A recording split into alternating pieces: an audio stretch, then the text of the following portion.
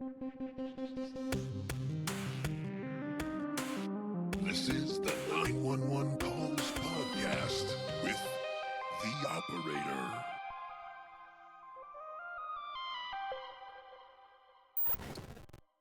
June Bemis has earned the rank of Elite Research Ranger Cadet Master Junior Sergeant of the 1159th Squad. In her email to me, she wrote, "Not a lot of headlines on this case, but it creeped the heck out of me. Hope it becomes an episode."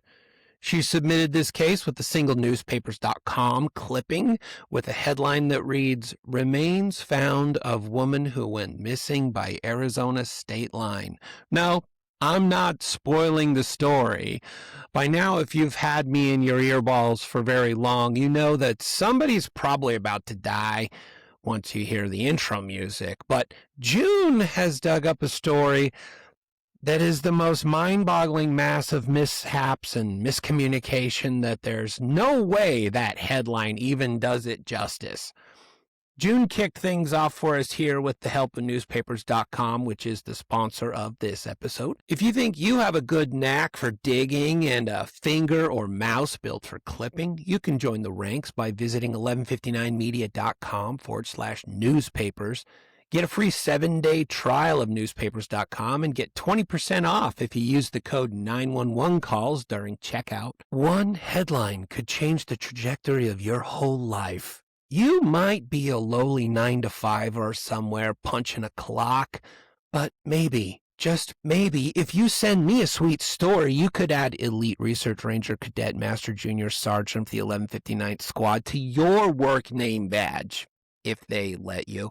I'm sure they will. 9-to-5 feels a whole lot different when you're making a difference. From my podcast, just ask June. I'm sure it's changed her whole life by now. Anyway, let's dig into what June dug up. There's a strange thing that happens in the desert, and it's not necessarily the heat. It's not the snakes. It's not the packs of creepy coyotes at 2 a.m. Those things are all dangerous, sure, but they're not what usually kills people. What kills people in the desert is distance. And it's not long distance, short distance. Most lost people who die in deserts are found within 1 mile of safety. 1 mile from a road, 1 mile from water, 1 mile from their car. 1 mile. Now, if you're sitting in your living room right now, try something with me. Picture a mile. It's not very far. You can walk a mile in about 20 minutes if you're taking it easy, 10 minutes if you're motivated. Kids run a mile in gym class, and yet, out in the desert, that same mile might as well be on the moon. Because deserts do something funny to the human brain. They erase landmarks. Every hill looks like the last hill. Every washout looks like the last washout. Every direction feels correct until suddenly every direction feels hopeless. And once a person gets turned around out there, they often do the worst possible thing. They leave the thing rescuers can actually see. Their car. Search and rescue teams will tell you the same rule over and over and over. If your car breaks down in the desert, stay with the car. The car is big. It reflects sunlight. Helicopters can see a car. Search teams look for cars, and they can be easier to find because a car that weighs 1,000 pounds or more often leaves clear tracks. And conveniently, those tracks usually start where they start looking and lead right to, ta-da, your car. But people don't think like search teams when they're scared. They think like humans. And humans do something very predictable when they panic. Most of them start walking, because somewhere in the back of our brains is this subtle, stubborn little voice saying, civilization might be right over that hill. And sometimes it is, but sometimes civilization is not over that hill. Sometimes it's 1 mile behind you, and that mile might be the last one you ever walk. This is the story of a woman who called 911 asking for help. She gave dispatchers the exact coordinates to where she was standing. Numbers so precise they could locate her within a few feet, and yet help never came. Not because rescuers didn't try, not because no one cared, but because somewhere between the desert and the dispatch center, a very small mistake turned a set of coordinates into a race against time, wrapped in a game of find the needle in a haystack, but the haystack was on Mars. And out in the Arizona desert, everything starts looking like Mars after a while.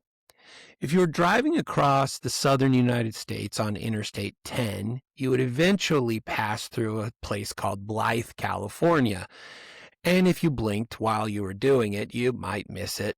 Blythe sits about 224 miles east of Los Angeles and roughly 150 miles west of Phoenix.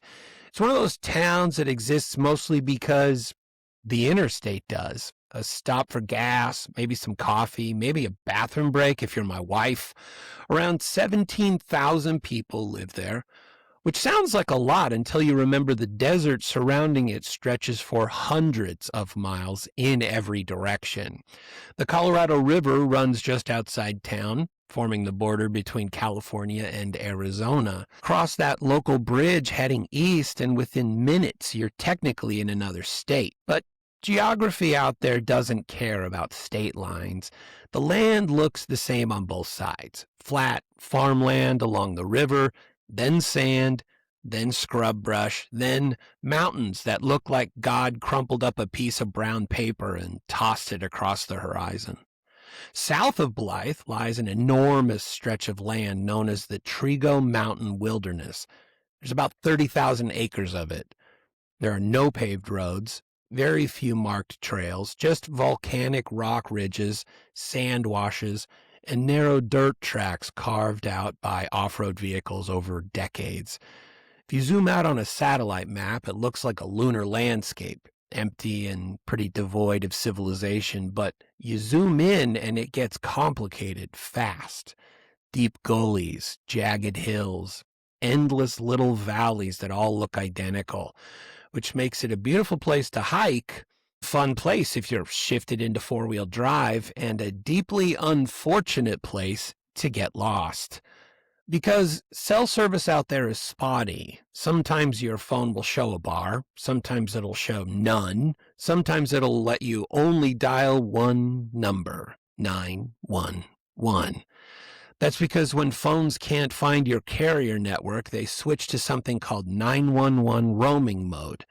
Basically, your phone will latch onto any signal it can find just long enough to reach emergency services. But there's a catch. Your phone might connect to a tower that's not even in the same state you're standing in. And that's exactly what happened on the morning of February 27th, 2024. Because somewhere out in the desert south of Blythe, a woman had crashed her car. Her name was Amanda Ann Nenigar. She was 26 years old, and when she dialed 911 that morning, her phone didn't connect to Arizona. Even though Amanda herself was already about a mile inside Arizona, we'll uncover the mystery of why her call was sent away to a not-so-close location here. But first, let's get into the mind and life of Amanda. If you ask people who knew Amanda Nenigar what she was like, the answers tend to come in contradictions. She was stubborn. She was funny. She could be sweet one minute and absolutely impossible the next. And most people who loved her would probably tell you the same thing. Amanda was the kind of person who felt things very deeply. Sometimes that's a wonderful trait. Sometimes it makes life a lot harder. Records show that Amanda Nenigar had several encounters with the legal system in the years leading up to her disappearance, mostly tied to drug-related issues and minor offenses in the Arizona or California border region where she lived. As a teenager and young adult, she was charged in Arizona with possession of narcotics for sale and a related drug paraphernalia offense, both of which resulted in convictions in 2019. Around that same period, court records also show arrests in Riverside County, California, including a misdemeanor for making a false report of a crime and a felony case involving contraband in a jail facility. Other cases during those years included a marijuana possession charge that was ultimately dismissed, a failure to appear entry tied to an Arizona case, and a reckless child or vulnerable adult abuse charge that appeared to have been replaced by a later indictment. Amanda was 26 years old in February of 2024. She had blonde hair, blue eyes, stood about 5 feet 3 inches tall, and weighed roughly. Why did I write that down? I mean, good job researching it up, but you don't need to tell a woman's weight on a show. Jeez. If you met her in person, one of the things you might notice pretty quickly is a tattoo on her right hand of a rose. That small detail would later become an important identifier when investigators eventually located her remains in the desert. But long before that moment, Amanda was known to people for something far more important than a tattoo. She was a mother. Amanda had 2 daughters. One of them was around 2 years old at the time. The other was 7. Like many young families dealing with difficult circumstances, the responsibility for caring for those children had been shared amongst relatives. Amanda's family members had been helping raise the youngest child for about 2 years. That kind of arrangement usually doesn't happen because families want it to. It happens because sometimes life gets messy, and Amanda's life had been messy for a while. Amanda had struggled with mental health challenges and substance use issues for several years, but according to her family, one of the most difficult periods for Amanda wasn't necessarily when she was using drugs. It was when she was, like a lot of people have experienced, when she was trying to stop.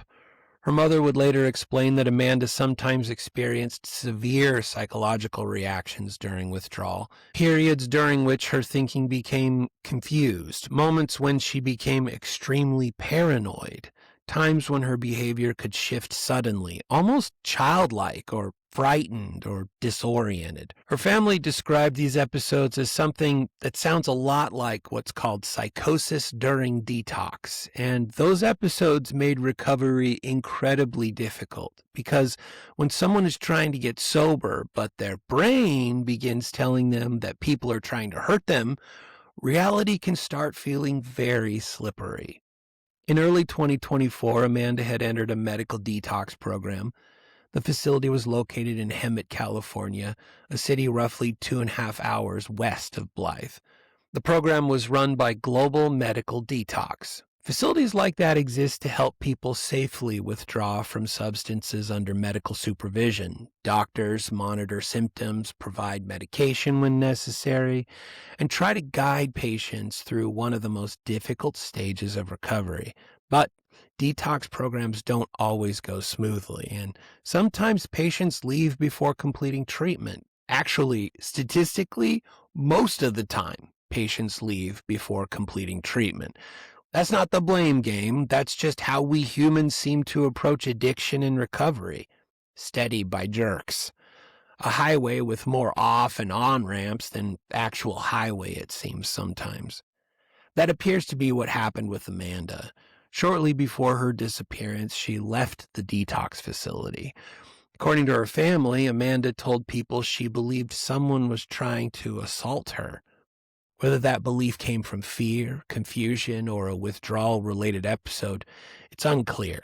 But what we do know is that after leaving the detox facility, Amanda returned to Blythe. When Amanda arrived back in town, she checked into a hotel. Several reports identify the hotel as a Comfort Suites in the Blythe area. Security cameras captured Amanda there in the early morning hours of February 27th, 2024. At 3:44 a.m., she was seen leaving the hotel. The footage shows Amanda wearing a hoodie pulled tightly around her face. Some observers later said it looked like she might have been trying to avoid being recognized. But security camera footage can be tricky. Sometimes a person is just cold. Sometimes they're tired. Sometimes they're just pulling a hoodie tight because it's 4 in the morning and they don't feel like being on camera. What matters more is what happened next, because when Amanda left the hotel that morning, she got into her car, a 2010 blue Toyota Camry, and she just started driving. According to later information, Amanda may have planned to drive west that morning, possibly toward Palm Springs, where an ex-boyfriend lived. If you look at a map, that route would have been fairly straightforward. From Blythe, you take Interstate 10 west, follow the highway through the desert, and about 2 hours later, you arrive in Palm Springs. That's the plan that seems to make sense. But something happened that morning that sent Amanda in the exact opposite direction. Instead of heading west, she drove east, across the Colorado River, into Arizona. That part, at least, wasn't unusual. Amanda had family connections in La Paz County, Arizona, which sits just across the river from Blythe. People in that area cross the state line all the time to visit relatives, to shop, work, grab food. In the desert, state borders are often more of a technical detail than a barrier. But once Amanda crossed the river and entered Arizona, she began driving farther south, away from Interstate 10, away from towns, away from the familiar paved highways that most people stick to, and that, by all accounts, she knew pretty well. At some point, she turned onto a road called Neighbors Boulevard, also known as Cibola Lake Road. The name's a bit ironic, since after about 80 feet and for the next multi-mile stretch, there isn't a neighbor to be seen. If you follow the road south long enough and jump the river, it eventually leads toward the remote desert terrain of the Trigo Mountains, and eventually toward a dirt track called Heart Mine Road. Calling Heart Mine Road a road might be a little generous. If Heart Mine Road is a road, then Honey Boo Boo is Miss America. It's more like an ugly trail, an unmaintained dirt path that cuts through the wilderness. The kind of route people use with off-road vehicles or ATVs or lifted trucks. Not usually something you'd take a Toyota Camry down. But for reasons that are still unclear, Amanda drove about 3.9 miles down that route. And eventually her car encountered something that ended the drive completely. A large boulder. Boulders are notorious for stopping your drive because boulders aren't good for driving on, and one should avoid them. Amanda apparently didn't. The Camry became high-centered on the rock, the rear tire lifted off the ground, and the front wheels sank into the sand. At that point, the car wasn't going anywhere. Amanda now was about 45 minutes south of Blythe, miles from the nearest town, miles from paved roads, miles from consistent cell service, and at some point after that crash, Amanda began making phone calls, emergency phone calls, calls asking for help. But before those calls happened, there was one more factor that may have shaped what was about to unfold, because during the 911 call that morning, Amanda would say something important. She told the dispatcher that when her car went off the road, she hit her head on the steering wheel, and she believed she might have suffered a concussion. Head injuries can do strange things to people. Case in point, when my son Sam 2.0 broke his jaw in a biking accident, the following 6 hours were chronicled in my Photos app with individual photos taken about 10 minutes apart, every one a fresh request from Sam 2.0 to take a picture of him sitting in the hospital. He couldn't remember that we had taken one 10 minutes prior, let alone every 10 minutes for the previous several hours. Concussions warp reality. They foment confusion, memory gaps, difficulty concentrating. Combine that with dehydration, desert heat, stress, and a person already dealing with severe substance abuse withdrawal symptoms, and suddenly the human brain is operating under conditions it was never designed to handle. Sort of like if you just handed your brain over to the writers of South Park for a while. Things are going to get weird. Somewhere out in the desert, Amanda made a decision that search and rescue experts warn about constantly. She left the car and began walking. Later, during 911 calls, Amanda would explain why. She believed she needed to climb toward a higher mountain to get cell service, which is something people often try in remote areas. Sometimes it works. Sometimes it makes things a lot worse, because the moment a person leaves their vehicle, they become dramatically harder to find. Cars don't wander. People do. And somewhere out in the Arizona desert on the morning of February 27th, 2024, Amanda Nenigar left her car. By the time the sun started climbing over the desert that morning, Amanda had already been driving for hours. The roads around Blythe are the kind that feel empty when you're on the interstate, but once you leave the highway, the feeling of isolation ramps up quickly. Within minutes, the scenery changes. Gas stations disappear, streetlights vanish, the pavement narrows and then sometimes disappears entirely, replaced by partially buried boulders that may or may not stop a Toyota Camry in its tracks. This is terrain that Amanda would have known. Well, she may have known it, or at least known when she left familiar territory. There are a lot of surrounding farms and acres of farmland that hug the river, a lifeline for crops and for the few towns that subsist in this area of the world. But you travel just far enough and fields give way to scrub. Flat land slowly begins to ripple with low hills. Amanda would have, or under normal conditions, should have been able to spot the changes in the environment. If you grow up in a desert town, your awareness of what lies right outside the town becomes a bit of a spidey sense. But not this day for Amanda. It may have been a navigation error. It may have been confusion. It's not a place you want to end up by accident, and eventually the road ended the drive for her. The Trigo Mountain Wilderness is known for patchy cellular coverage.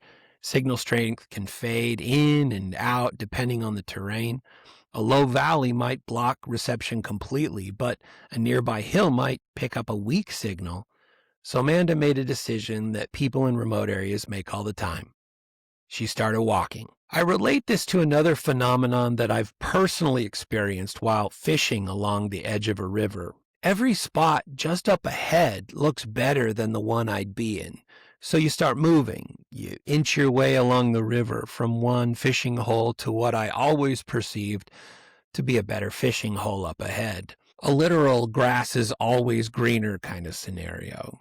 The end results were always the same, though. The best hole was where you ended up catching the fish, and the walk you took to get there mysteriously ended up being miles back to the car. Phone signals in the desert play similar games on your psyche. Like a cell phone siren song, we are wooed to the next ridge, just one more depression to get out of. There always seems to be a higher ridge than the one you're standing on, all with the alluring assumption that if you can just make it there, you have one more bar on your phone, maybe.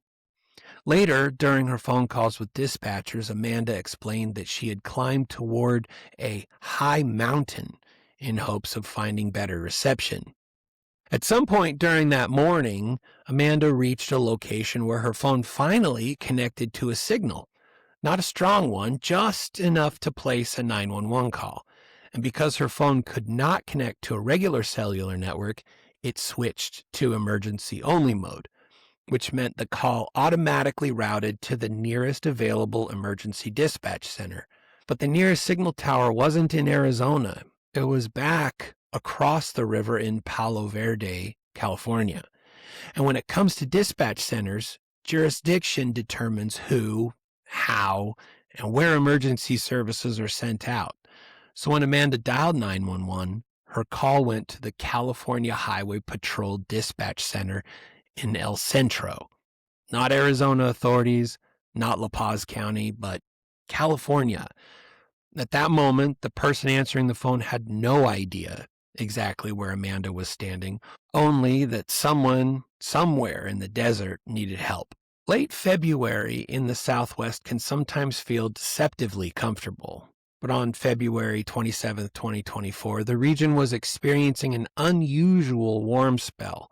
Temperatures that day ranged from 92 to 96 degrees Fahrenheit. That's hot enough to accelerate dehydration very quickly. Think hot yoga plus cactus, especially for someone walking across uneven desert terrain without shade. And desert temperatures also come with another strange twist. While the daytime heat can be brutal, nighttime temperatures can drop sharply once the sun disappears, meaning someone exposed to the elements for long enough can experience both heat stress during the day and dangerous cold after sunset.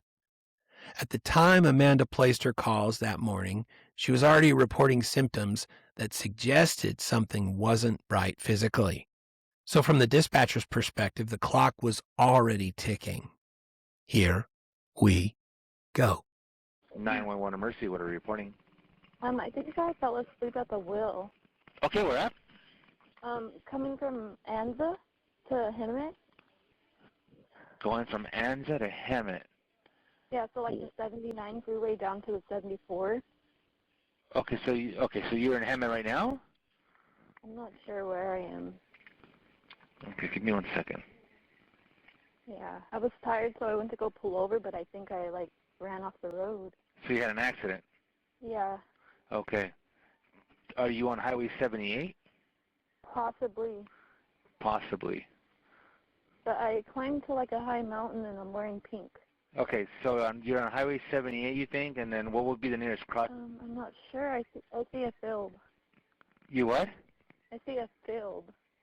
A field. Okay, there's a lot of fields on 78. Do you see a mile marker? I see a mile marker. Okay, what's the mile marker? I don't know, but I see like poles sticking out of the ground and a big tree. Okay, but are you able to read the mile marker? No, I'm not. You can't read it? No. Do you know if you're in Riverside County or in Imperial County? Imperial, maybe. You're in Imperial. Okay, are you in Palo Verde? Possibly. Possibly. Okay, can I help me out a little bit? What do you see around you? I'm like by Brawley. By Brawley. Yeah, I see just a lot of mountains. It's like really great. Okay. But what do you see around you? Do you see just fields? Is that what you see? Well, I'm like kind of stuck in a valley. Okay. Okay, we're trying to narrow it down here. So do you see like a house, any kind of buildings? I don't see houses. Okay. Are you next to a house? I see trees. I see possibly a canal. Okay. I see a mountain going towards like, okay, so I... Where were you coming from? Where were you where did you start and where are you headed to? I started from Anza down to the 74, going towards like Blythe. Okay, well the 74 doesn't go to Blythe. You mean 78? 78, yeah. Okay. I'm trying to get a location on you, but I'm not getting one. Do you have an iPhone? No. Oh, okay. Okay. Do you have like Google Maps on your phone? Yeah. Okay. Can you go to the maps? Yes. Okay. And then on the so when you go to your maps, there should be a blue dot that appears. Okay. Okay. Can you press on that blue button or that blue dot? Yeah. Huh? Yes. Okay. So what does it say? Does it give you like maybe GPS coordinates? Yeah. Okay. Can you read those off to me? Does it show what highway you're on? No. Okay, but does it give you any kind of coordinates at all? Yeah. Okay, can you read those coordinates off to me? 33 degrees. Give me 1 second. 33? Degrees 16. Okay, so now how about like 33, like decimal? Decimal 16 apostrophe 53 period. Okay, 30. So 33. Okay, give me 1 second. Let me try this. Okay, so let's see here. 33. Uh-huh. And then after 33? 3.3 apostrophe N. Okay, so it starts off with 33, correct? Yeah. Okay, and then after the 33, then what? N apostrophe N. Uh-huh. 118 degrees. Okay, you cut out just a little bit. I just start over again. Okay, so this starts with 33, correct? What's after the 33? The decimal. Okay, then what is it after that? 16. 16, and then after that? Apostrophe. Okay, and then 53. 53, okay. Period. Okay. 3. Okay. Apostrophe. Okay. Capital N. Capital N, okay. And then what's after that? 114. Okay. Is there a minus before that or no? No. Okay, so 114.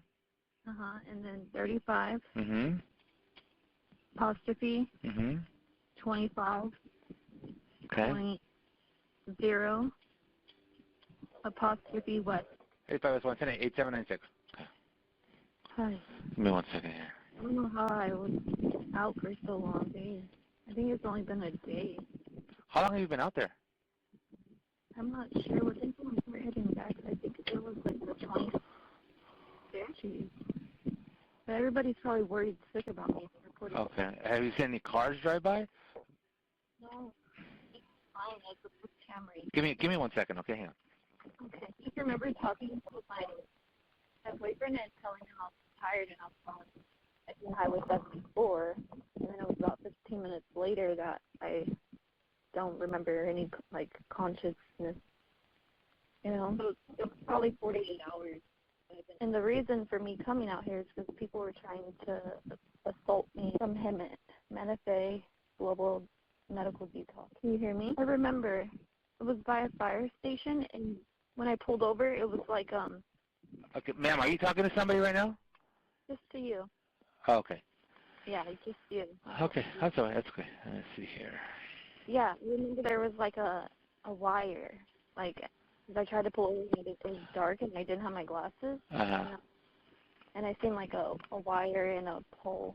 Mm-hmm. Okay. Thank God I didn't get hurt. I hit my birthday. Yeah. You know, I don't know how I survived this, but I did.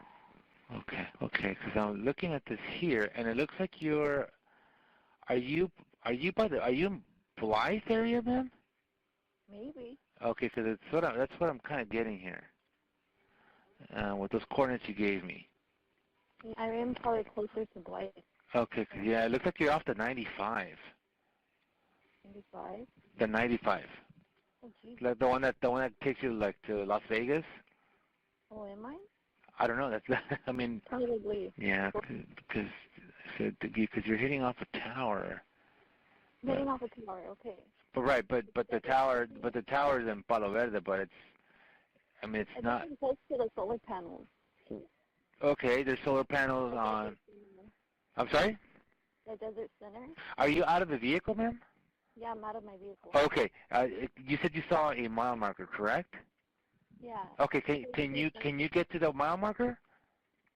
It's like How far is it from where you are? Well, how far do you think you are from the mile marker? a mile. Okay. Do you see maybe call boxes around or? Right. Do you see my car? No, I can't see your car. Well, it has a sparkly license plate. Shouldn't be able to miss it. Oh, okay. Can I get your name, ma'am? And what is your phone number? Okay, so you said you ran off the roadway, right? Yeah, I think I had a concussion because it barely wore off. How did you get a concussion? I hit my head on the steering wheel. So was this before you crashed? You went off the roadway or after? After? Okay. I'm not sure. Okay, what kind of car are you in? 2010 Toyota Camry. What color is it? Like a navy blue. Okay, navy blue, 2010 Toyota Camry, you said, right? Camry. Okay. Do you have the license plate of the car? Yeah, on the back. Yeah. Up front. Can I have the license plate? I don't remember it. Are you able? Are you near the car? I have my license. Are you near the car? Huh? Are you near the car? Yeah. Okay. Can you read the license plate off to me? No, I'm not near the car. Okay. So how far are you from the car? Like a mile. Okay. So are you near the mile marker? Yes. Okay. Are you able to read that mile marker or not yet? Not yet. Okay. How far do you think you are from the mile marker? Because it's supposed to be every mile. Like a mile and a half. Okay. So you said you were coming from Anza, right? Yeah. And where were you headed to, though? To Palm Springs. Are you by yourself? Yeah, I'm by myself. Okay. So what happened? Did you fall asleep? What happened? I got a little like sleepy because I've been going. Okay, so you fell asleep. Okay. I fell asleep. Yeah. I was like, I need to pull over, and then I went to go pull over, and boom! It was very scary. Okay. Yeah. Okay. I think. I don't know. I can hear you. Okay. Let's see here. Okay, and did you hit something, or what did you hit? Just my head. Okay, no, right, but I'm talking about your car. Did it hit anything? Did it go into a ditch? Did it go into a field? What happened? Into a ditch. It went into a ditch. Is there any water in that ditch? No. Okay. No water. At 8:23 a.m., Amanda Nenigar made the first documented 911 call of the morning. Her phone connected to a dispatcher with the California Highway Patrol. In the opening moments of the call, Amanda tried to explain what had happened. She said she believed she had fallen asleep at the wheel, run off the road, and crashed. But when the dispatcher began asking where she was, Amanda struggled to describe her location. At first, she said she might be somewhere between Anza and Hemet, referencing Highway 79 and 74. Those roads are actually more than 100 miles west of where Amanda truly was. Then she mentioned Brawley, then Highway 78. None of those locations matched the terrain surrounding the Trigo Mountains area where she had actually driven. But a few details she mentioned were more useful. Amanda said she had climbed up a mountain. She said she could see fields, trees, and possibly a canal. Those are all features found along the agricultural corridor south of Blythe near Cibola, Arizona. Still, from the dispatcher's perspective, the information coming in was scattered and inconsistent. That's not unusual during emergency calls. Callers who are injured, frightened, or disoriented often struggle to describe their location, which is why dispatchers will often shift to something more precise than verbal directions. GPS coordinates. The dispatcher asked Amanda if she had Google Maps on her phone. She said she did. He instructed her to open the map, tap the blue location dot, and read the coordinates displayed on the screen. Amanda did exactly that. And when she read those numbers aloud, she gave the dispatcher something incredibly valuable, a precise geographic location. Numbers that could pinpoint where she was standing within just a few feet. The coordinates she read were 33 degrees, 16 minutes, 53.3 seconds north, 114 degrees, 35 minutes, 25.0 seconds west. Those numbers were correct, but something subtle was about to go wrong, because GPS coordinates can be written in different formats, and if the numbers are recorded using the wrong format, the location they point to can end up dozens of miles away. For a moment, let's play Are You Smarter Than a Fifth Grade Army Ranger? Imagine you're giving someone directions to your house. You could say, drive 2 miles and then 3 blocks. Or you could say, drive 2.6 miles. Both directions might describe the same distance. They're just written differently. Coordinates work the same way. Amanda read her coordinates in a format identified by degrees, minutes, and seconds. You don't have to write that down. Just know that if you fed that into Google Maps or gave it to a search party, they'd end up standing somewhere around 18 inches of your current location. Pretty cool. But if someone tries to write down those same numbers as decimal degrees without converting them correctly, the map might point somewhere completely different. And that's exactly what happened. The dispatcher began writing down the numbers as if they were decimal coordinates, even though Amanda was clearly reading them as degrees, minutes, and seconds. The digits were the same, but when the formatting is different, it can lead to dire consequences. Eventually, the call was transferred to a dispatcher in Blythe, who again attempted to clarify Amanda's location. What time was this? Do you remember more or less what time? Do you think you remember? Like 8 or This morning? 2 days ago. You've been out there 2 days? Yeah. Okay. It was 2 years ago. I see a lot of cactus. Okay. Yeah. You should be able to see me. I'm sorry? You should be able to see me soon. What are you wearing? I'm wearing a pink hoodie. Okay, you're wearing okay, give me one second. You'll be able to see me. I put it on purpose. What else are you wearing? My pink shirt. Okay, so you're wearing a pink hoodie, and what else? And a pink Michael Kors purse. No. I'm sorry, and a pink what? Michael Kors purse. I'm sorry, I can barely hear you. A pink Michael Kors purse.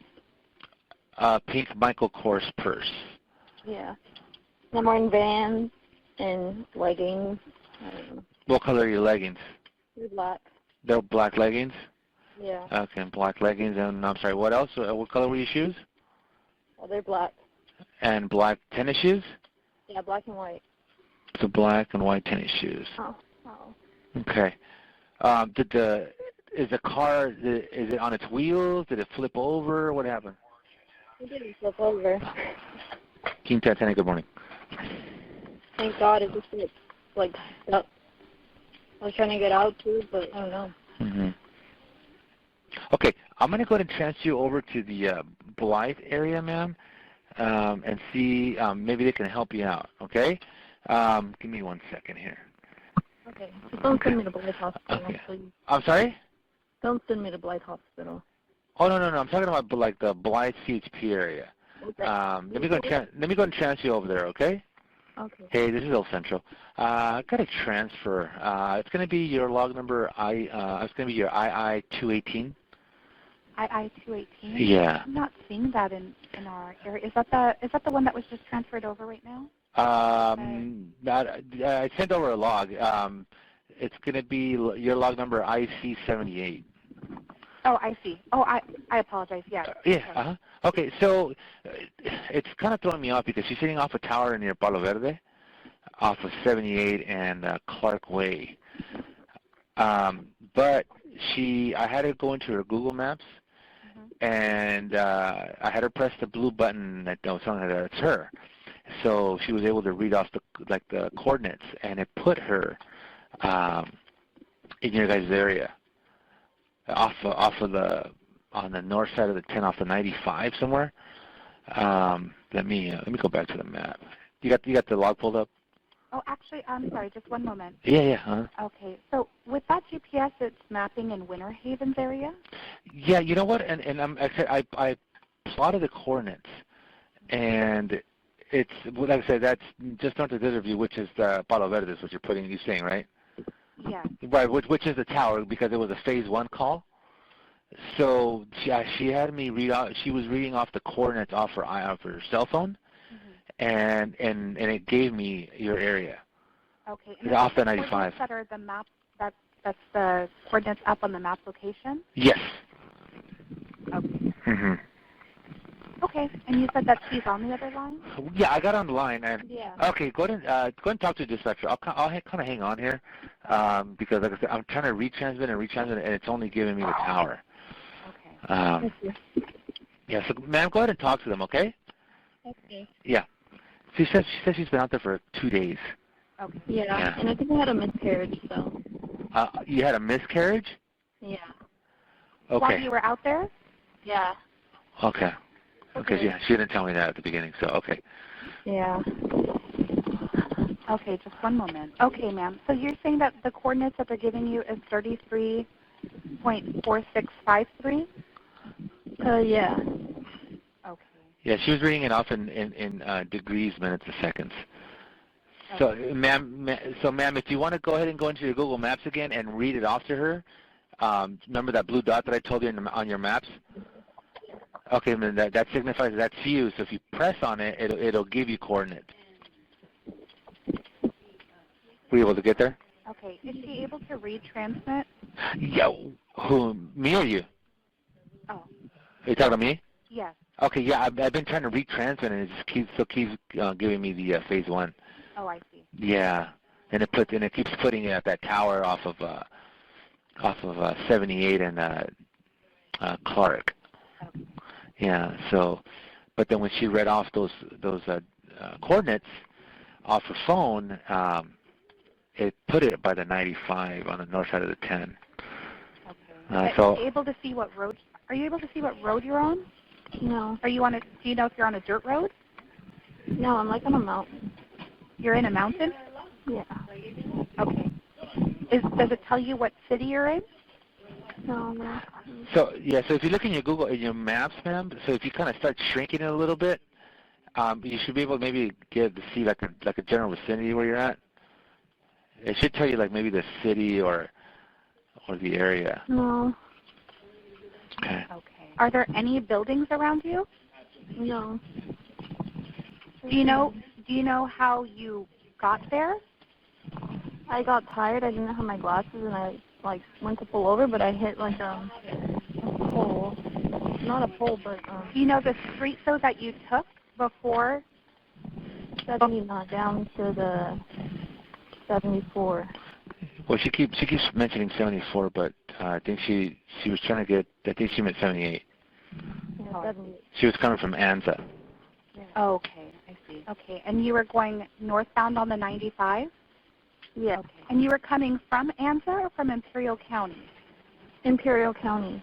Imperial County? Yeah, the place where they have all the dinosaurs. I'm not familiar with that. I think isn't the dinosaurs off the 95? Yeah. Okay. Okay, just one moment. I'm getting an area code.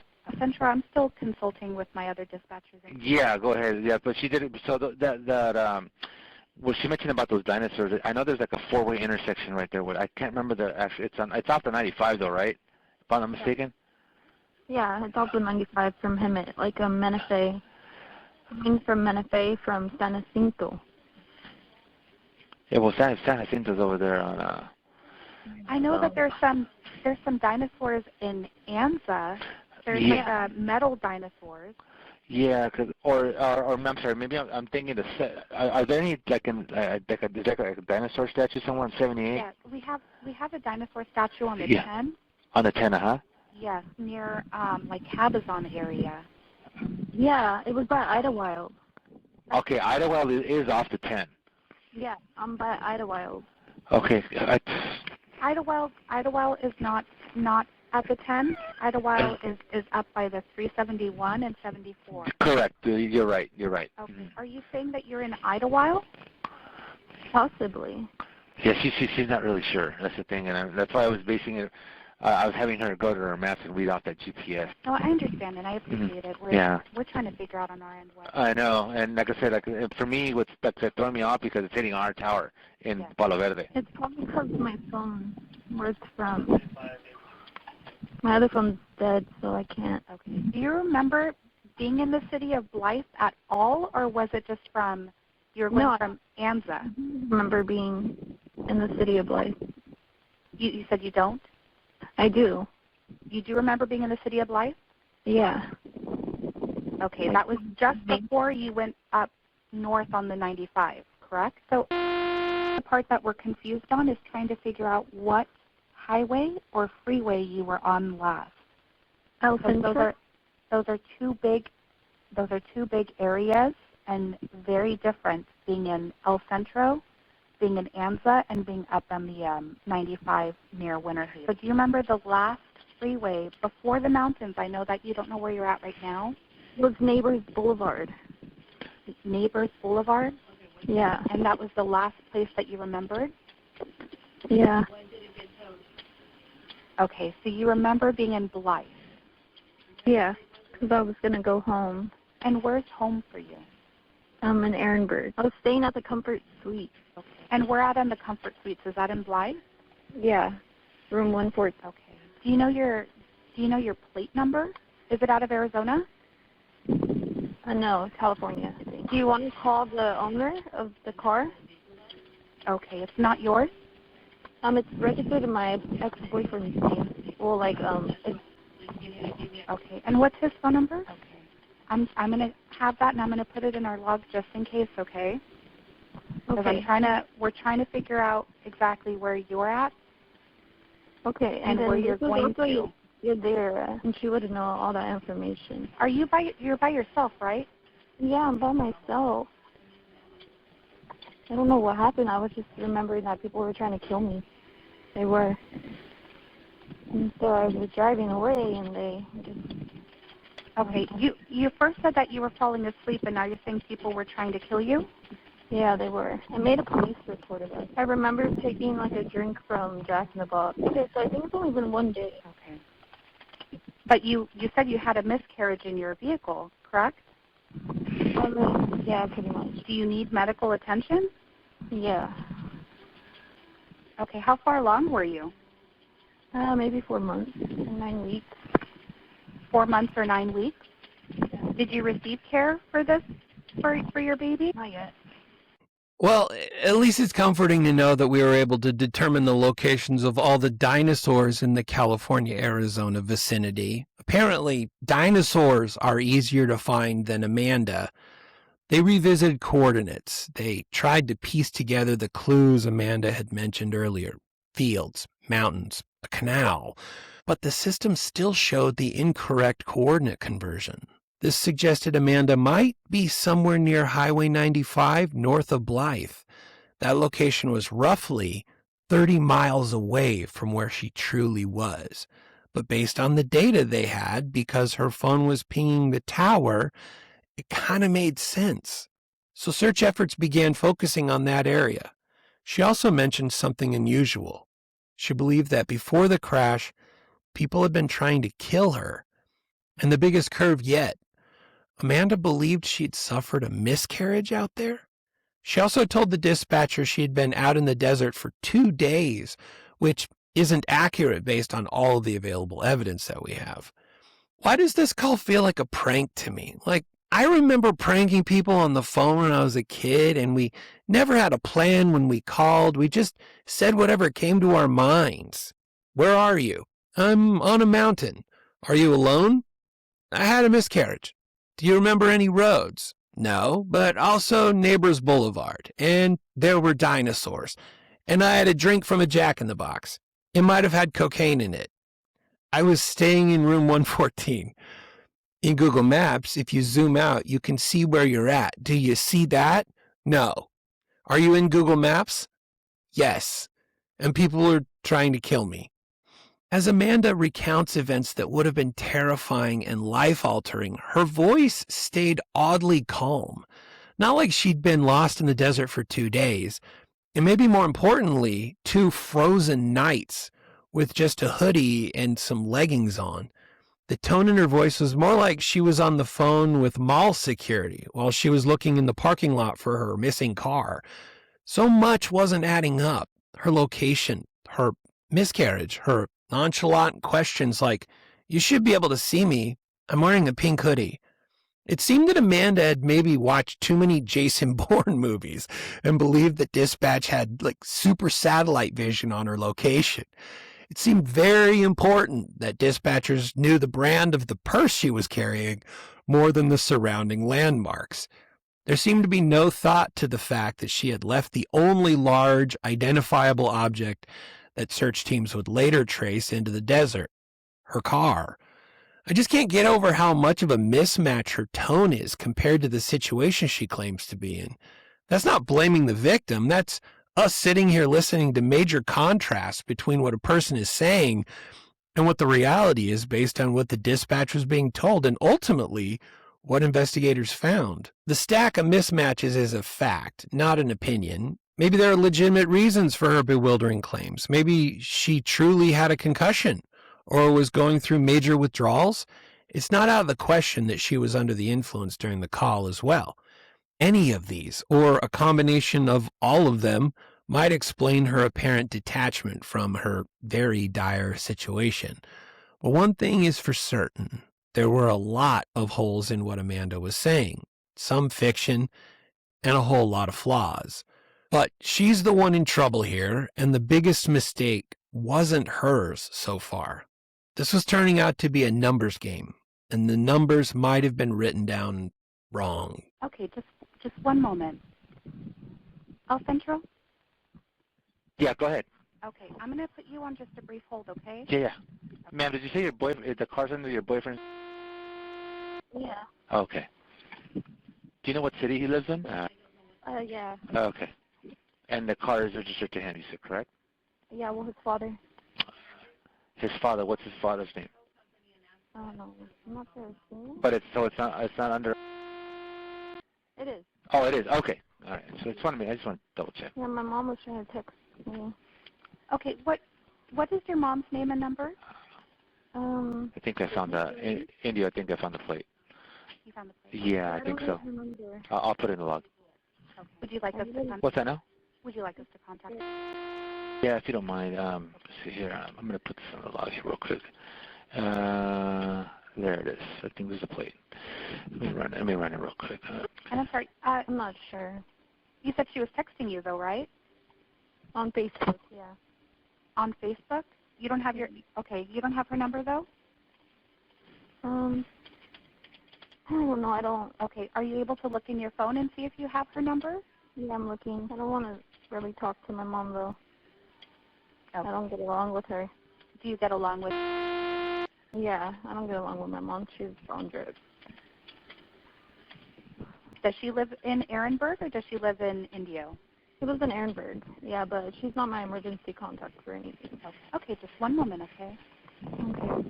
It's okay. I just feel crazy. I don't know how I'm alive. Okay, I'm going to put you on hold. I'm going to put on hold. I'm going to contact you real quick. Yeah.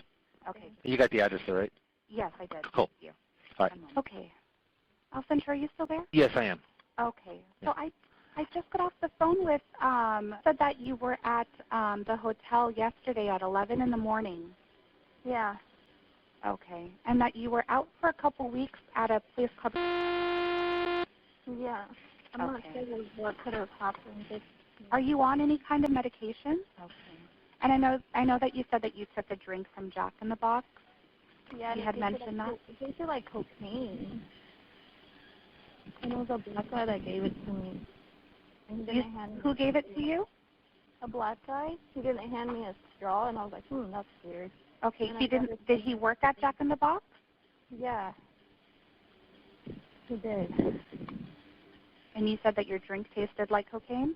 Yeah, because I was doing a story and doing I was like having an outer body experience, and I was like slapping myself and telling myself to wake up and keep going.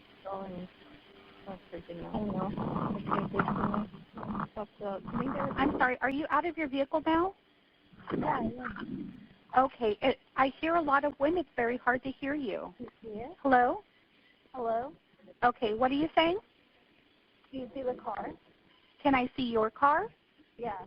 No, I can't see your car. We're trying to find out where you're at. Yeah, she asked me the same thing earlier, too. Okay. Going for What position are you at? For me? What position are you at? I think you just need to go down, try to get Phoenix down, towards Blythe. I'm gonna see if maybe we have. I'm gonna check air ops real quick. Yeah, I was gonna suggest that. This is really scary. Well, it's okay. We're here. We're trying to figure out where you're at. Okay. Yeah, I've been trying not to freak out so I could.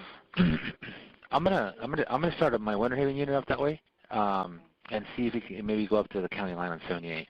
Are you able to? Is her phone number able to be recalled back? No. Well, you know what? The number that I put on there, I don't know. Ma'am, is your phone? Is it an active phone? Yeah, Because but it's not. Is it only able to make 911 calls?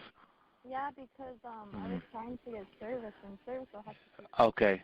Yeah, because it was a 911. It was a 911 prefix. If it's active or not. I mean, I could climb up this hill possibly. Well, but it's only letting you make 911 calls, correct? Yeah. Okay. Hey.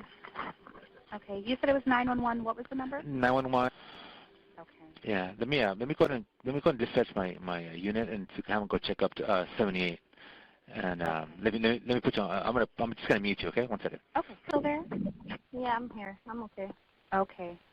I'm hanging in there. Okay. God is good, you know. I understand, but I don't want you to do anything that's unsafe, especially if you're going to climb a mountain and you had said that you just had a miscarriage. Yeah, I'm trying not to, but I had to. What do you mean you have to? I had to get signal. Well, to get signal? Yeah. Okay. We're checking with other people right now to see how we can best help you, okay? Oh, I can see you. You're right above me. A helicopter? Yeah, a helicopter is right above me right now. Like straight down. You see that hill? That's what I'm on. A plane, not a helicopter. Oh, a plane. A plane. Going. Okay. Okay. Well, the other dispatchers from another center, you're kind of in between where both of us I think are I'm at. by New Mexico. I'm not showing you by New Mexico. Okay, maybe. At least in that, because like you're. Tonopah area? What was that? Is it like Tonopah area? I think it's Tonopah. I don't know. I don't know where that's at. Okay. Do you have service right now? Yeah. Oh, was that area near New Mexico that you're talking about? Yeah. Okay. Yeah, you're nowhere near New Mexico. Okay, thank God. The plane is still going. Was anybody at the hotel with you? No. My mom? Your mom was at the hotel? Yeah. Oh, okay. So do you have a phone number for her? I know that you don't want to speak with her, but maybe she can give us some more insight as to where you might be at right now. Okay. I think that would be best. Do you have Jamie's phone number? I'm sorry, did you say? Yeah. Is she the one did she take you to that? No, I took myself. Okay, but she was there with you at the hotel? Yeah. And I didn't want to be around her. You said what? I didn't want to be around her. You didn't want to be around her? No. Okay, why was she there? I don't know. It was weird. Did she leave the same time you did? She left. I left at like 5 a.m. because You left at 5 a.m. this morning? Yeah, because I went to get a Starbucks. Okay. And then when did you go to Jack in the Box? I think 2 days. Okay, so you left this morning then? Yeah, it was this morning. So have you only been out there for a couple hours? I think so. Okay. Because you said it was a couple days earlier, and I just want to make sure that you're going to be okay. That's why I asked about food. Yeah, just because, yeah. Okay, can you do me a favor? Do you have, you have GPS, right? Yeah. Are you able to go into your maps and you're able to input a destination? Yeah. You are? Mm-hmm. Okay. Are you able to put in, Hold them offline. oh, it says you're offline? Yeah. Okay. Just one moment. We're still trying to figure this out, okay? I'm going to put you on hold for a second. I'm going to 1021 line 36 from the number she gave you. Yes. Okay. I just got information from the radio in here as well. Mm-hmm. I think that it's, what percent is your phone on? 36. 36? Yeah, percent. Okay. We want to keep that battery, okay? We want to make sure that do you have a charger that you could charge your phone into? In the car. Okay. Andy, I'll come right back to you, okay? Yeah. So somehow the dispatchers lose connection with Amanda, and with no way to call her back, they have to wait for her to call back in. Just so you know, I know this is a long 911 call, and as I was editing it, I kept thinking, okay, this is a good place to cut this call down, right? And then something weird would happen, or Amanda would say something that wasn't on my 911 calls bingo card. And so I'd just proceed and leave it in, trying to find a decent place to cut this call down. It's like 57 minutes long in total. A 57-minute fever dream. A dream that had a baby with the guys from Crank Anchors, but it was also a miscarriage that never happened. Also dinosaurs. Sorry for the rant, but most of the time I don't have very much of a 911 call to pivot around. But in this case, I have too much. And it's weird, but borderline boring, but also just intriguing enough that I can't look away. Are you feeling the same way? I hope so, because I can't hear you. I'm on a mountain, and I feel like I might have hit my head. Anyway, finally, Amanda calls back in. The situation is progressing. Maybe deteriorating is a better word, as you would expect. She's now coming to grips with her situation. She's starting to feel the effects of things. We don't know exactly what she's feeling. Is it withdrawals? Is she coming off the effects of whatever she and her mom were doing at the hotel? Was her mom even at the hotel? Records indicate that Amanda wasn't the only one in her family who struggled with a lot of things, but no real evidence that there was anyone with her the night that she decided to leave town for the desert. Or maybe the Jack in the Box Coke with extra cocaine was starting to wear off, or maybe it was just all of the textbook symptoms of being in the desert as it slowly sucks the life out of a human who isn't prepared to be there. Ring-a-ding-dingo, here we are still going, lost as ever. 911 emergency, what are we reporting? I'm getting really weak. Okay.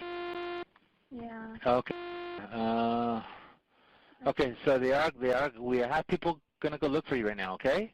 Okay. Are you still walking? Are you back at your car? No, I'm not back in my car. I'm right here, like, up on the mountain by the church. Busy. I don't think I could do it anymore. Okay. So where are you? Are you sitting on a hill? Okay. What do you see around you? I see, like, 1, 2, 3, 4, 5, 6, 7 mountains. Okay. What else? And around you, like on the floor, like a house. No. You don't see any houses at all? No. Nothing at all, huh? How far are you from your car? Like a mile. Where it's like that big mountain. Okay. Yeah. I left a trail. I threw all my phone cases off. What was that again? I left a trail. I threw all my phone cases off. Okay. How much battery do you have left on your phone? I don't know. 28.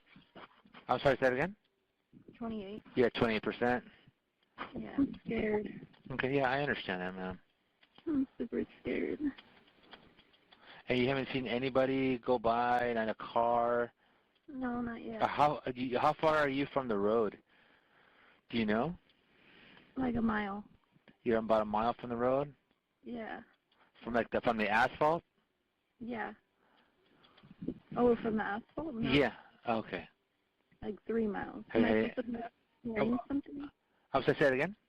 Am I supposed to be hearing something? Well, like I said, they do have, I'm not sure if it's a helicopter or an airplane that is going to be, based on what you told me earlier, that's what they're going to go check.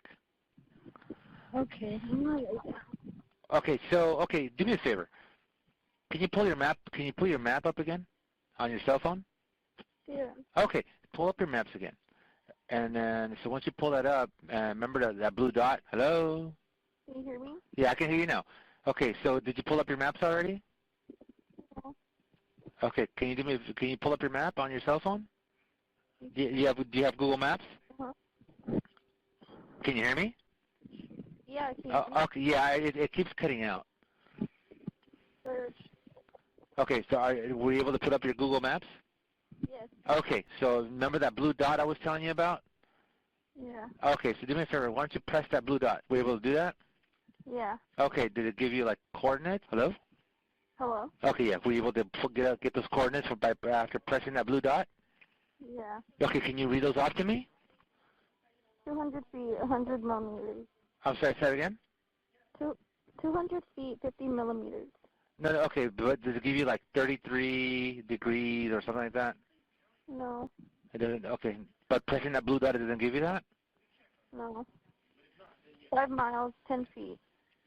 5 miles, 10 feet. Try pressing that blue dot again. 100 feet, 20 miles. But it doesn't give you like GPS coordinates? Okay, what do you want me to punch in? No. I'm asking you, is it giving you GPS coordinates? No. It's not giving you any GPS coordinates whatsoever, like before, like the ones you read off to me? I'm sorry? You see it? No. I can't see what you're doing. That's why I'm having you. If you can get GPS coordinates, can you read them off to me? Yeah. Okay. Can you? I'm sorry? It says until Wednesday. It says until what? Wednesday. Wednesday what? I don't understand. For 6 hours. I don't know what it's doing. Hold on. I'm trying to share my location. There we go. Are you able to send a text to 911? Let me see. Hello? Yeah. Okay, so do you know, okay, have you ever used text to 911 before? No. Okay, so just go to like if you're gonna send a text message. Okay, go to your messages and then to where it says to, and you just put 911, and then in the messages, just put down maybe like, I need help, and see if anybody gets it. Do you understand what I'm saying? Yeah. Okay, go ahead and do that. Okay. Okay. Did you do it? Yeah. Okay, did it go through? No. It didn't go through. Is it because maybe you don't have good service? No. You don't have good service at all? Mm-mm. Okay. What does it tell you when you do that text to 911? 10:07 a.m. Please make a voice call to emergency services. Your text message cannot be delivered. Oh, okay. Are you guys gonna find me? Well, we're doing what we can to find you, okay? You don't see anything right now at all? No, nothing in the air? No. Okay. Okay, I'll stay here on the line with you, okay? Okay. Okay, let me go ahead and bring back Indio Highway Patrol on the line. I'm going to put you on hold and switch back over to them, okay? Okay. 1 second, okay? Stay with me on the line. Oh. California Highway Patrol. Hi, this is El Centro. I have from log II-218 on the line. Hello. Hi. Hi. What's going on now? I'm gonna faint. Okay. Hold on one moment. Okay. Okay. At this point, there was little more dispatchers could do from the phone. They reassured Amanda again that officers were on the way. What they couldn't say out loud was whether they were going in the direction where Amanda was standing. And then the call ended. Amanda Nenigar's voice would never be heard again. A woman standing alone somewhere in the desert, telling dispatchers she was getting weak, telling them she was scared, telling them she didn't think she could keep going. And on the other end of the phone, dispatchers believed something very important, that help was already on the way. But here's the part of the story where the clock starts doing something cruel, because while Amanda was standing in the desert waiting for rescuers, search teams were already moving, patrol units, aircraft, people who believed they were heading directly toward the coordinates Amanda had provided, except those coordinates had been entered into the system incorrectly, which meant everyone looking for Amanda was heading toward a search area 30 miles away. And Amanda didn't know that. She believed rescuers were coming. She believed someone would find her. But before we get into what happened next, we got to pay the bills. Now, a little message from our sponsor, newspapers.com. You devour true crime podcasts and you binge the books, but every investigation starts somewhere, and for historical cases, that place is often the newspaper. With newspapers.com, you can go straight to the original reporting, the frontline coverage when the story first broke, from Prohibition-era heists to chilling unsolved murders. Dive into the pages that captured both infamous and forgotten crimes across the country. Search by name or date or town and uncover everything from sensational headlines to the local stories that gripped communities for a brief moment before fading into obscurity. Follow a case from the initial crime scene reports all the way through the courtroom drama, seeing how the story unfolded in real time and how history remembers it today. If you're serious about true crime, you need to access the ultimate archive. Visit 1159media.com/newspapers to get your hunt started with a free 7-day trial. Whether for your own interest or to join the ranks of people sending me sweet stories, use code 911calls during checkout for 20% off. That's 1159media.com/newspapers and use code 911calls for 20% off. This call between Amanda and dispatch had some hallmarks of familiar calls I remember from my own life. If you're the tech support type, maybe you work for tech support. I was an engineer at HP in the late 1900s. Or maybe you're the go-to tech support for your family and friends, like I tend to be. You may have come across similar situations. Somebody calls you with a tech problem, maybe after weeks of dismissing the warning pop-ups they've been ignoring. You tell them to open the app on their phone where the problem's occurring. You start asking questions, as this dispatcher did, like, do you see X in the app? And you get a muttered yes in response. You proceed to the next step by asking, okay, do you see Y in the app? And they mutter, yeah.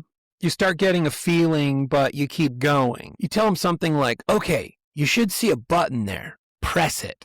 And then their truth serum starts flowing. They got lost after step 1, or maybe they weren't even in the app at all. but just figured they might be able to remember your instructions for later, they end up saying something like, oh, okay, wait, where should I be? You lose your mind and you hang up and you kick the closest object. I'm not saying that's how things went here, but after the first tour through Google Maps, it seemed like Amanda just assumed that dispatch had an eye in the sky on her pink hoodie, and so she just stopped following the instructions. She just said yes or no to everything, just to skip that part and have the desert helicopter come and pick her up like some emergency Uber.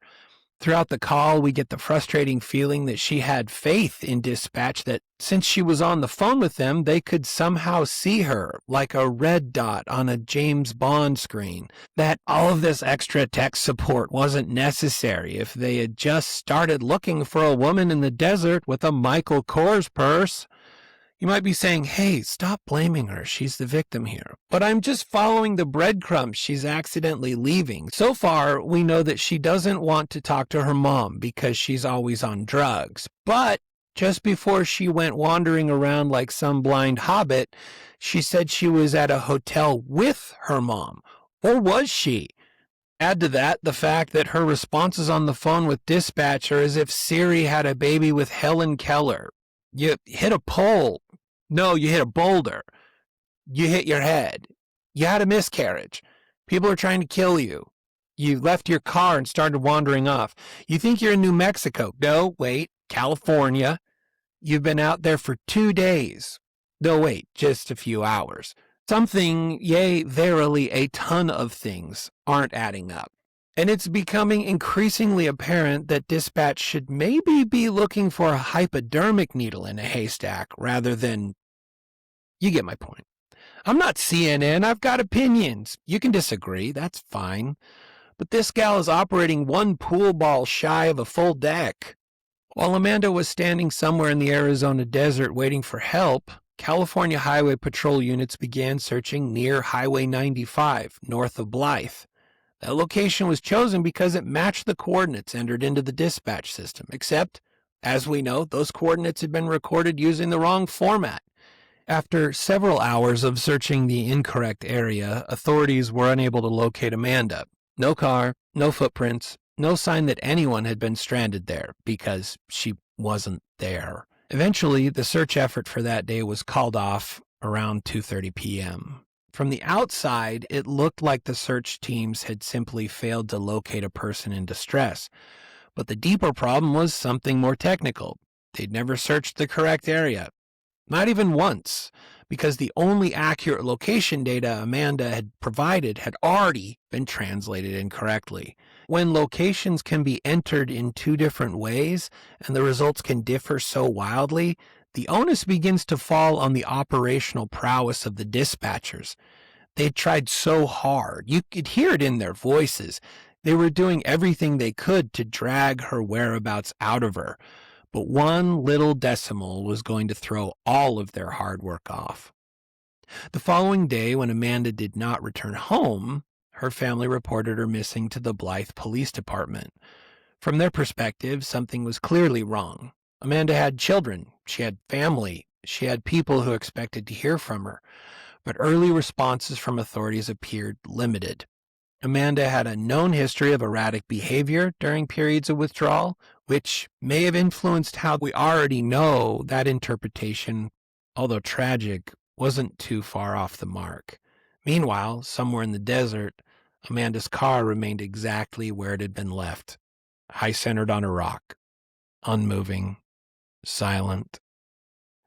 A few days later, on March 2nd, a group of off-roaders traveling through the wilderness stumbled upon something unusual.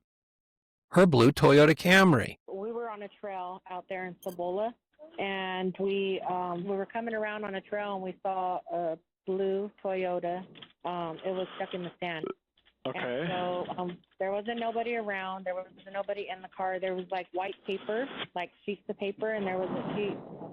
We didn't go up to the car. We just like passed it, and then we waited, and a friend got out and kind of looked inside and saw a car seat, and then they saw a piece of paper like in the door, like he thought maybe someone left a note, and so he pulled the paper out and looked at it, and it had Bible verses on it. Not exactly the kind of vehicle you'd expect to find several miles down a rugged desert trail.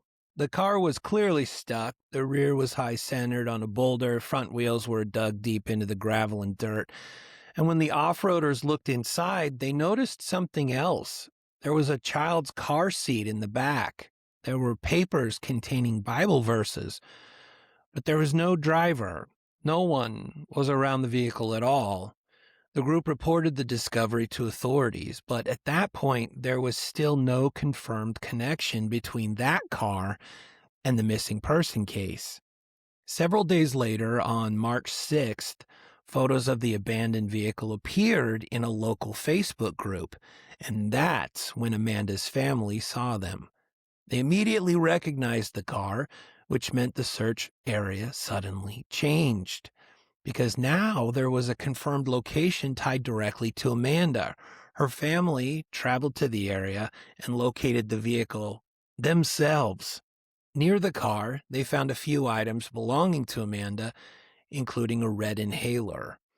Once the connection was confirmed, the La Paz County Sheriff's Office in Arizona became more heavily involved in the search efforts. Ground crews were deployed, aircraft were used. Search teams brought cadaver dogs into the area. The desert terrain was methodically scanned, but the area surrounding the Trigo Mountains is vast, and the terrain is filled with washes, rocks, and vegetation that can hide a person, a pink hoodie, or a purse surprisingly well.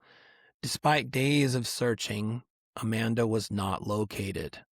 Weeks later, Amanda's family finally obtained the recording of the original 911 call that you've heard here.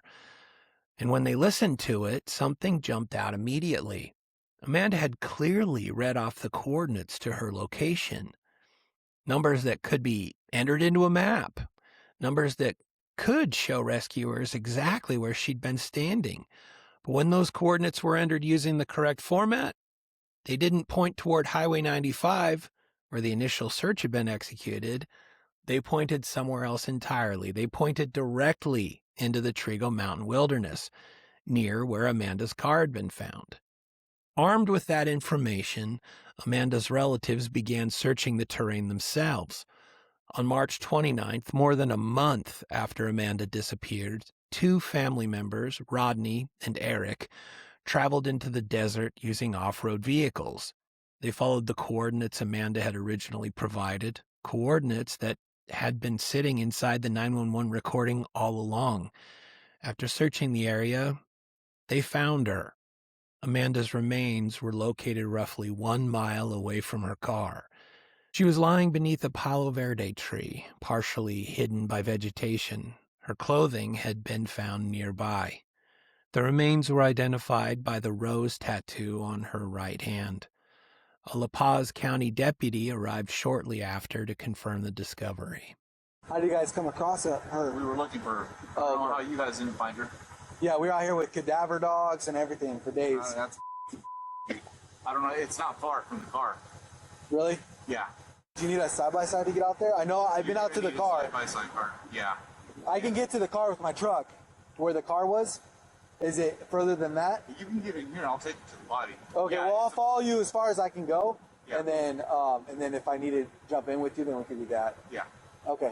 Where? Right there. No, I see her.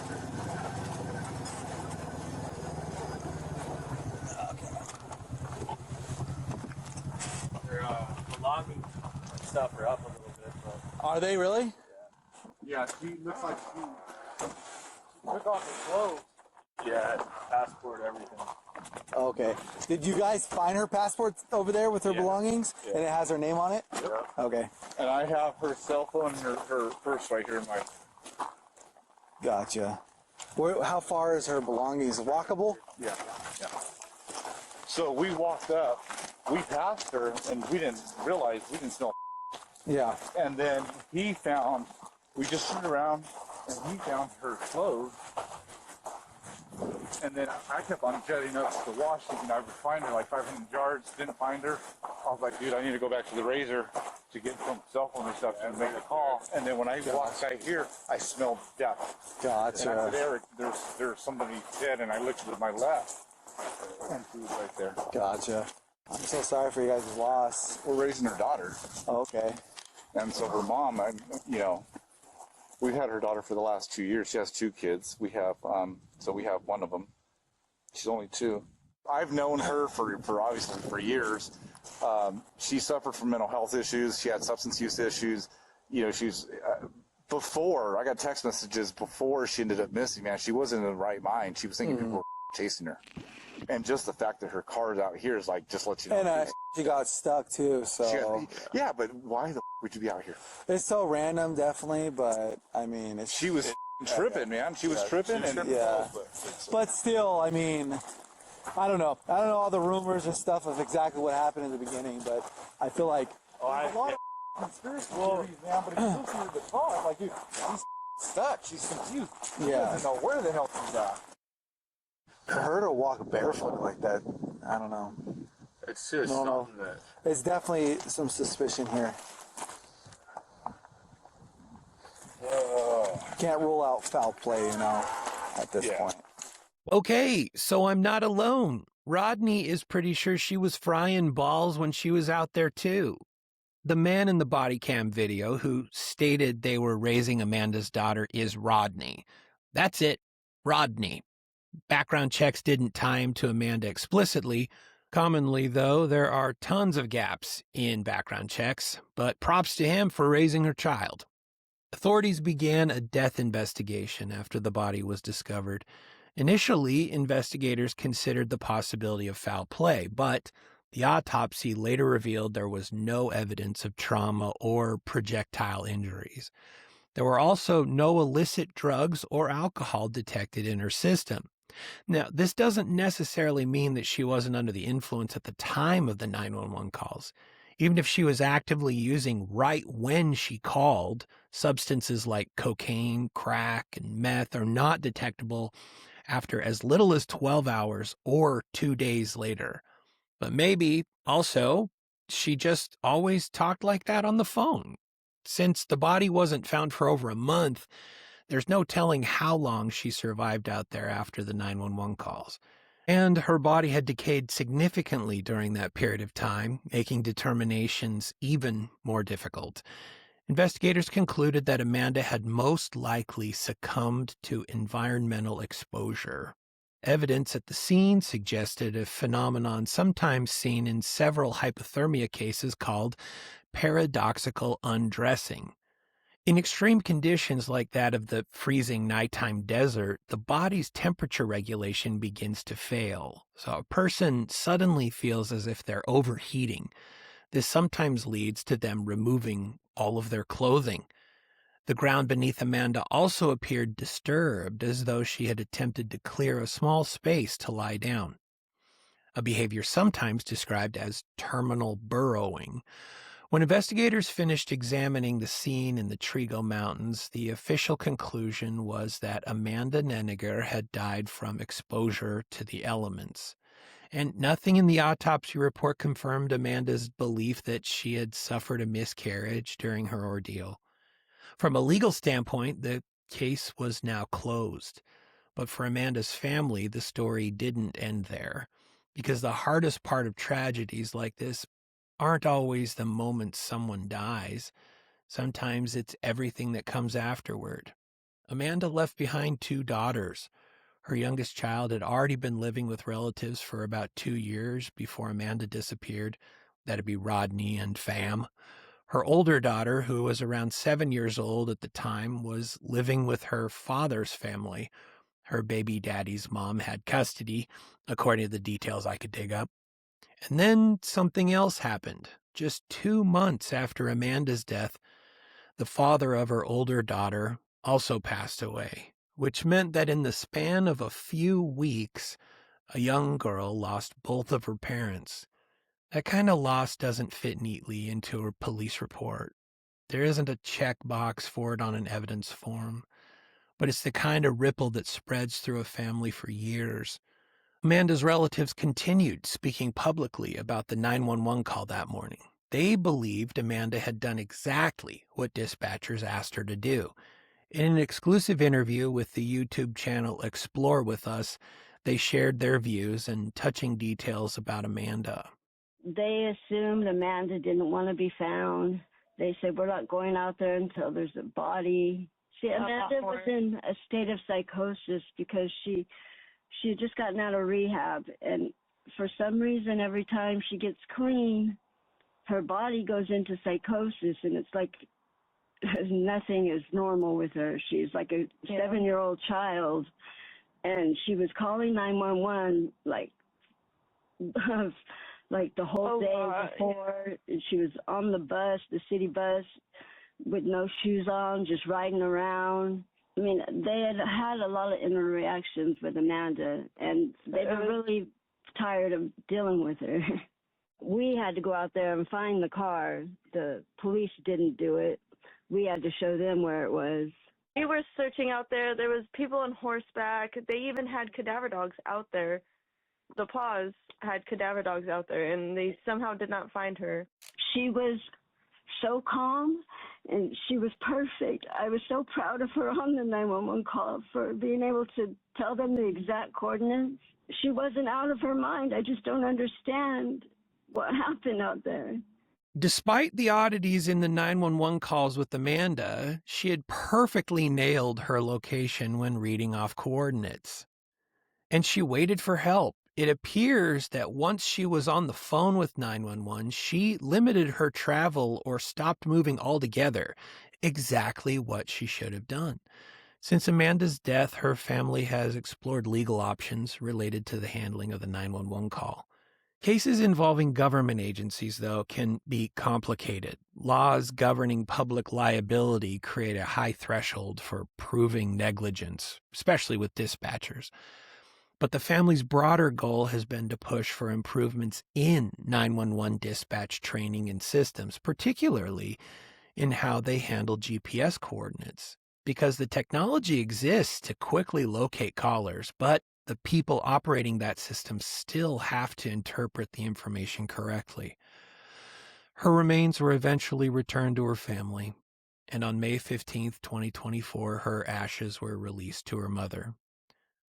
A young woman who had struggled, who vacillated between dependency and being dependable, a car full of evidence that she was trying, car seats, Bible verses, another round in rehab. When it comes to addiction, nothing is one and done. Every day is a struggle, and progress can be a brutal uphill climb. To the outside world, it can often seem like a sequence of failures. But clawing back normalcy in a life riddled by substances and crimes isn't as easy as turning off the dark and stepping into the light. There are a million shades of gray along the way. A million boring moments where the old life is longed for, even when everything is going right. It can take someone struggling with dependency issues years to feel like they've put enough miles behind them so that the road ahead looks a little brighter. Often, there's a lot of looking back, a stumble, a bump in the road. But recovery is always bumpy. For Amanda, that road was both literal and figurative. Her last words were probably the most accurate reflection of her life to that point. Nothing was perfect, but there were glimpses of hope and clarity that could have made all the difference. Sadly, sometimes the timeline of desperate needs and the help someone needs are just out of sync. Ugh. Well, today's happy ending, how's that for a shift? It's always a whiplash, isn't it? Today's happy ending comes from one of our own hug dealers and longtime listener, Cassie. This one checked all the boxes for our very strict happy ending submission policy. Is it funny? Yes. Did she send it to us? Yes. So thank you, Cassie. You've earned the glorious title of happy ending organ donor. You can add that to your driver's license with a Sharpie, and you'll get extra credit if you ever have to visit a morgue, or extra bacon in your soda at any participating Hardee's or Carl's Jr. locations. Speaking of bacon, what happens when a cat eats all of yours? Well, naturally, you blame it on your girlfriend. Please, what's the emergency? My girlfriend has let the cat eat my bacon. Sorry? My girlfriend let the cat eat my bacon. Right, okay. What would you like the police to do with regards to that, sir? Because I'm in the mood to buy our. So you want to beat up your girlfriend because the cat's eating your bacon? Yeah, you speak to her. You what?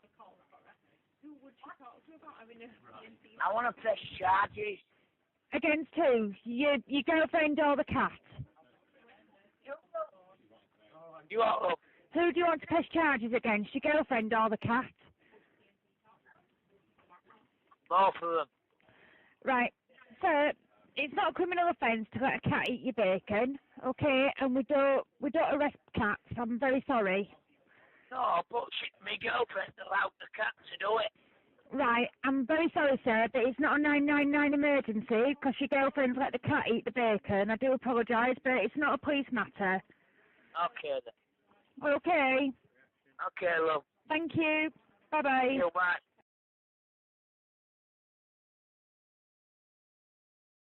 June, thanks for hunting down today's case on newspapers.com. And Cassie, thank you for sending in the happy ending. I guess this show is proof positive that sometimes it really does take a village. Thank you for listening to this episode of the 911 Calls podcast. If you want to support the show and help us keep producing episodes like this, you can find us at patreon.com/1159media. Help us reach 1 million Patreon supporters. We're like 990 some odd thousand shy of our goal, but every supporter gets us closer. I'll bring back the free store if we hit 1 million supporters. How about that? As always, so much hugs to you.